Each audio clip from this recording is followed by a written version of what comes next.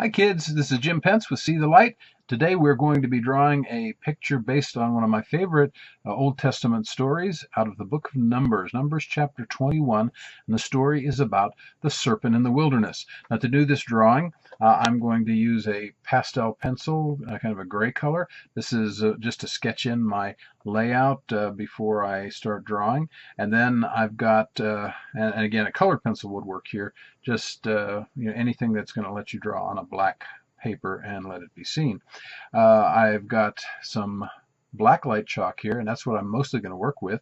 I've got purple, I've got blue. This is sort of an orange red. This is a yellow orange. This is a yellow green. This is a kind of a medium green. This is it actually looks kind of like a light green, but under a black light it's more dull. Then this is just a regular black pastel, a yellow ochre or kind of a brownish yellow, and a dark brown. So those are the only colors you need. Then you'll need a piece of black pastel paper or black construction paper. Either one will work. And so let's go into the serpent in the wilderness. Now, to get started, we're going to basically just draw kind of a desert scene here. So even though I've mostly got kind of green chalk to work with, so it's going to be more of a green desert scene, but you work with what you've got. That's the one thing that you learn working with pastels. Don't worry about what you don't have, worry about what you have. So what I'm going to do is just sketch in just lightly, and again, I'm mostly just doing the outline of some distant mountains here, okay? And then I'm going to bring in a rolling hill from one side and a rolling hill from the other side. And I'm just going to kind of zigzag, and that's one way to give the feel that that middle ground is coming toward you. There's just some zigzaggy lines in there. Let's throw in a kind of a rock formation here, okay? And this is just again, the outline of a rock formation, maybe a rock formation over here. You ever seen pictures of out west where they've got the real tall rock formations? Well, that's kind of what we're doing here, just in a smaller sense. So we've got some rock formations framing it, and we're going to throw something else in here, but right now I want to get the background in first. Now I'm going to use a little bit of my purple chalk, and I'm not going to color the entire background. I just want to give the feel for maybe some clouds in the sky.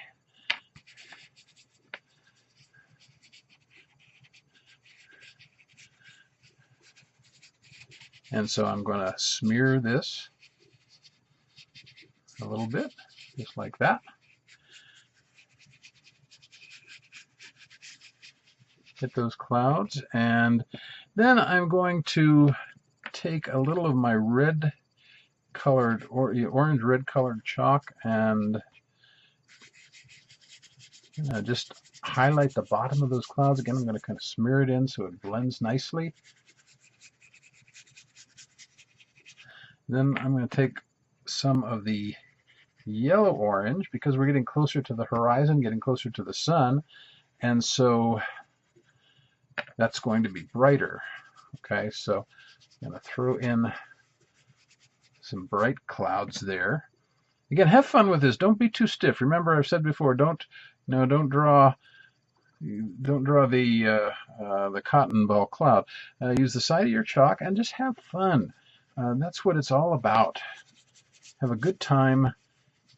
Enjoy a loose style, and just work those clouds in. And they're going to look really cool when we turn the black light on. Now, incidentally, if you don't have a black light, you can do this all with regular chalk on a black piece of paper. It's going to look about the same. The only difference is it won't glow when you turn the lights out, and that's kind of a bummer.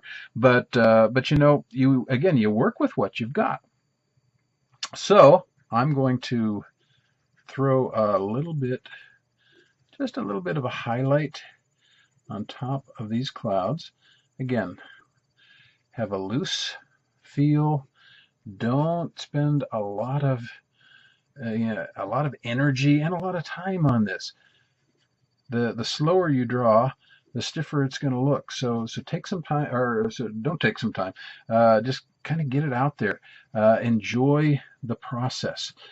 And then I'm going to do one thing here. Because see, it's all black down here near the mountains. I don't want to color all the way down. So I'm going to go ahead and just make some cloud shapes here. And we're going to kind of use negative space to suggest these other clouds here in the front. Okay, so now we've got a bright bank of clouds. One thing I don't like, this is a little bit too even here. See how everything is about the same height going across? So let's add some variety there. You know, let's take some of that down, because if it's too even, too uniform, it just doesn't look as good. Okay, you want variety. You want a little bit of variation in those clouds. They shouldn't all look the same. Okay, so there we've got our distant clouds in. Okay, now we're going to throw in our mountain. I'm going to use the blue chalk for this. This is blue fluorescent chalk, and I'm going to just go ahead and hit the sides of the mountains. Okay, rather than the entire thing, I'm going to use a really light touch here just to pull a little chalk over, but I don't want to just do those in solid blue. I want some shadowing on the side there. Oops. Okay, next we're going to go ahead and use our yellow-green.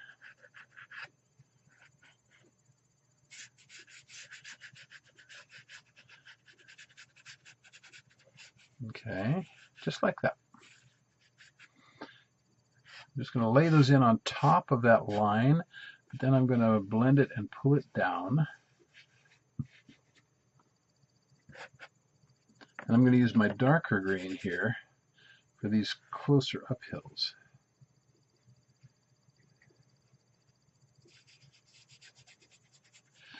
Now remember, you can do this just with regular chalk or regular pastels, and it will still look good. Okay, now I do have a little bit of this kind of duller green, and I'm going to throw a little of that in there just to get a little, again, variety. This will look actually pretty different when the black light is on. It doesn't show up real strongly, so it's almost a darker green, even though it looks lighter here right now. Okay, so we've got those rolling hills. Now let's throw in, I'm going to bring my dark brown here, and I'm going to come in and make my rock formations. Okay, just going to blend those real gently. Come over here, do another rock formation. You can do these in other colors. A nice red-orange, dark red-orange would look good here. If you see the ones out in Utah and Colorado and other places, they will often have kind of a reddish tinge to them. Okay, then I'm going to use my yellow ochre, and I'm going to just hit some highlights here.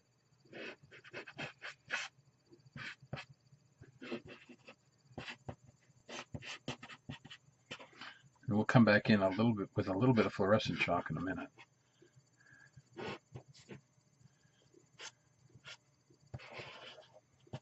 Okay, and then just to finish off that foreground, I'm going to take that yellow ochre and, oops, got to get it in the frame where you can see it.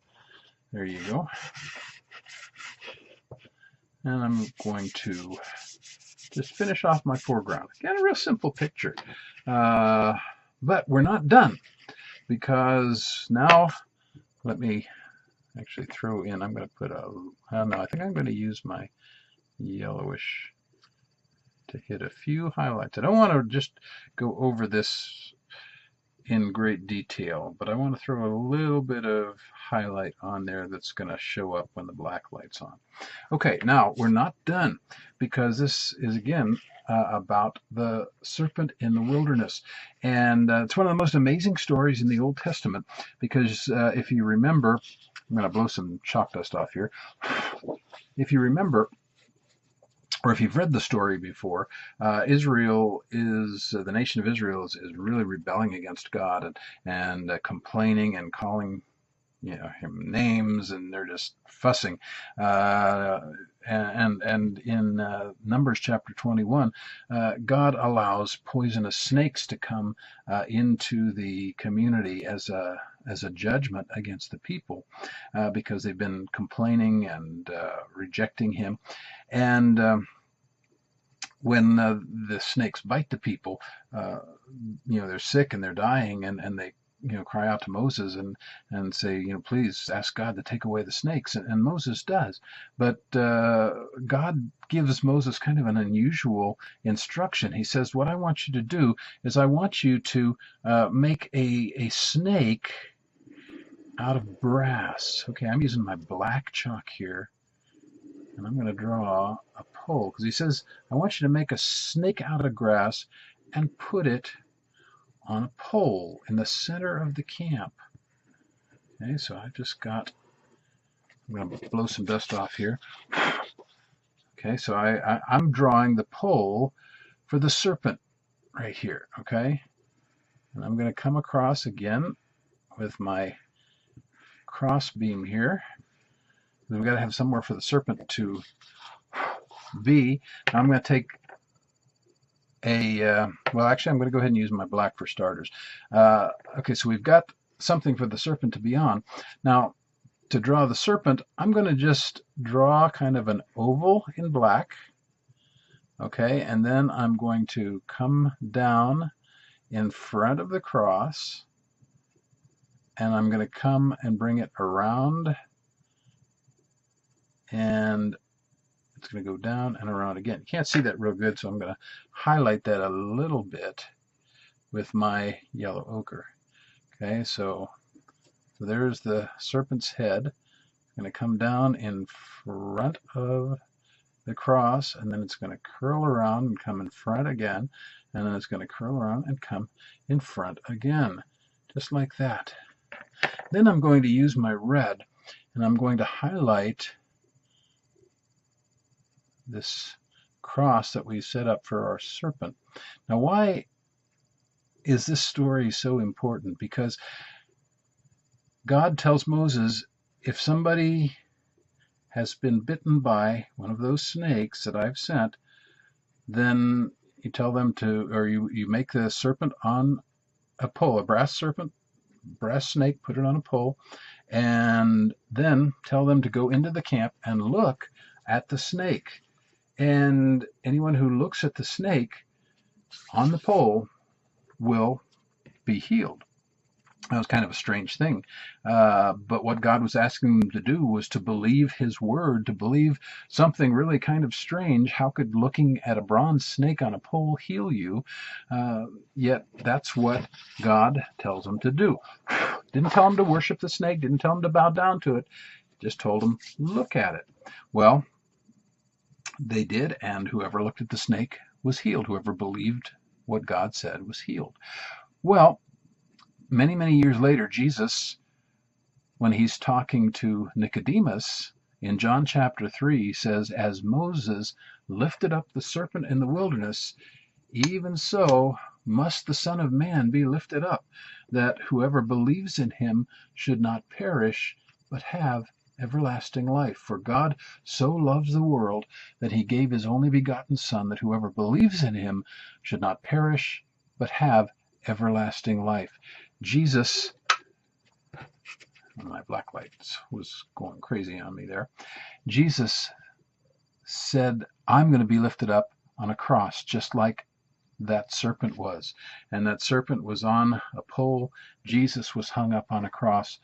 And just as in the Old Testament, they were told to just look at the serpent, believe God's word, and they would be healed. Likewise, Jesus said, whoever believes in me, whoever looks to me, the Son, and believes, will have eternal life. So I hope you enjoyed this little project. This is what it looks like with the black light on.